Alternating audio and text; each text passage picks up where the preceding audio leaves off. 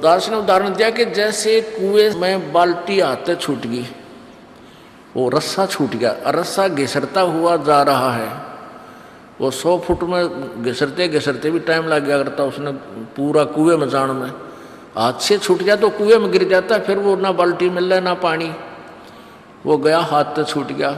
तो दास ने वो बताया कि जैसे कुएं में बाल्टी पड़ती हो और वो रस्सा घिसरता हुआ जा रहा है और भाग दौड़ के और उसको पकड़ने की चेष्टा करे और 1 फुट का भी शेष रह रहा वो पड़ते पड़ते कुएं में जाते जाते और वो मिल गया, वह पूछड़ी भी ठागी तो अभी कुछ भी ना गया, बाल्टी भी वापस और पानी भी मिला।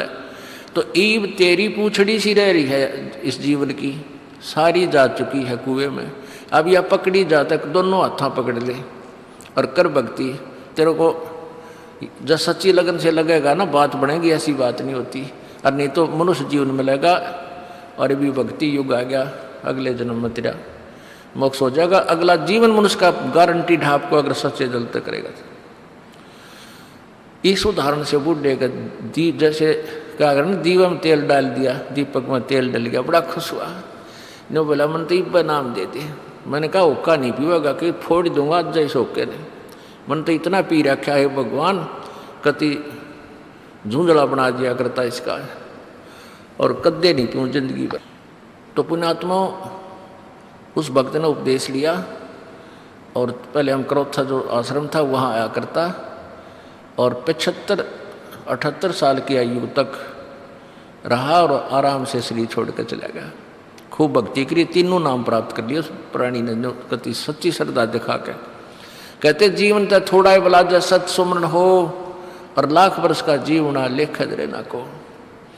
तो पुण्यात्मा ऐसा है कि जो पहले से लग जाएंगे उनका तो और मोक्ष हो जाएगा इनका, और जो देर से लगेंगे सारा बहुत मिलेगा, लेकिन इस जन्म मना तो अगले में आपको, क्योंकि भक्ति युग शुरू हो गया, ये हजारों वर्षों तक चलेगा। ये नेक्स्ट जीवन में आपका उसका कल्याण हो जाएगा।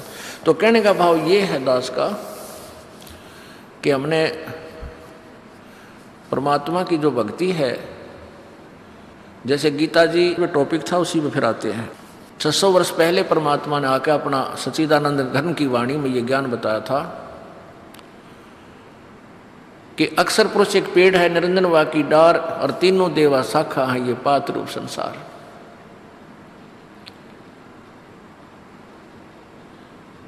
सारा एक ही सेंटेंस में, एक ही अमरवाणी की एक श्लोक में या 15वां अध्याय कह दिया, परमात्मा ने बोल दिया। ये कोड वर्ड होते हैं और कोड वर्ड को तत्वदर्शी संत ही समझा सकता है। उल्टा लटका हुआ संसार रूपी वृक्ष है, ऊपर न जड़ है, नीचे को तीनों गुण रूपी शाखा, इतना तो बताया है केवल ब्रह्म ने, गीता ज्ञानदाता ने। ऊपर को जड़ और नीचे को तीनों गुण रूपी शाखा, बस। अब परमात्मा ने आकर बताया कि अक्षर पुरुष एक पेड़ है और निरंजन वा की डार, तीनों देवा शाखा है ये पात रूप संसार। अब ये अक्षर पुरुष क्या है, अक्षर पुरुष क्या है, परम अक्षर पुरुष क्या है और सर पुरुष क्या है, इसके विषय में चर्चा चल रही थी कि गीता जी अध्याय नंबर 8 के श्लोक नंबर 1 में अर्जुन ने पूछा परमात्मा वो तत्ब्रह्म कौन सा है प्रभु, जिसको जानने के बाद फिर बुढ़ापे और इस मृत्यु के दुख से छूटने की ही प्राणी प्रयत्न करता है, चेष्टा करता है। तो बुढ़ापा जो सबसे बड़ा दुख बताया और ऊपर से फिर मृत्यु। तो जब आपको ये पता चलेगा कि कितना कष्ट है इस प्राणी को, फिर आप इस बुढ़ापे और मृत्यु को पुनः प्राप्त करना नहीं चाहोगे। अभी तो आपने एक रूटीन मान रखा है कि वह मरना जीना तो लाग रहा है और सभी कहे भाई जन्म हुआ वो मर भी गया, मर गया उसका जन्म भी होगा, क्योंकि यहाँ तक का यही विधान है ब्रह्म तक का। शंकर भगवान ने अपनी माता दुर्गा से कहा था कि हे माँ, मैं आपसे कुछ नहीं मांगता और ना मैं कोई प्रयत्न करता मेरे अपने पिता को पाने की, मुझे तो आप एक वरदान दे दो, मुझे अमर कर दो, मैं कद्दे नहीं मरूं।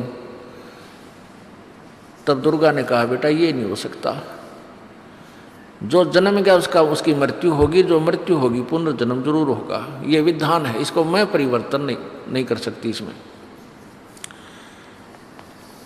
तो पुण्यात्माओं, यहाँ जन्म और मृत्यु सभी का है और सभी तकरीबन ऋषियों ने यही उदाहरण देकर फाइनल कर दिया कि जन्म मृत्यु तो सदा ही बनी रहेगी।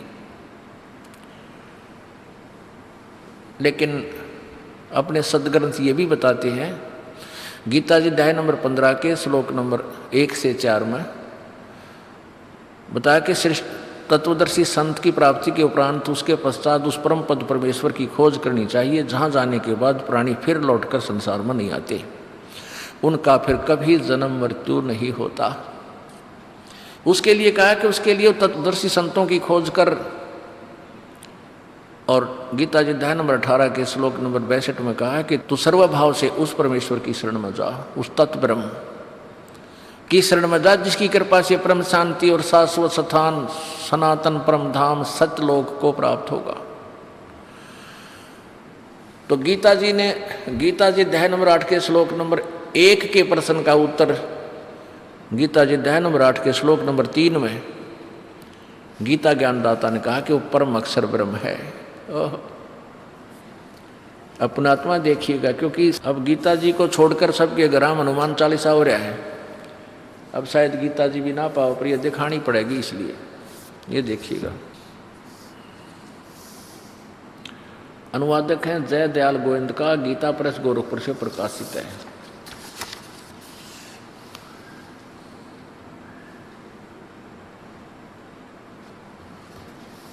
अध्याय नंबर 7 का मंत्र 29 दिखाते हैं आपको पहले।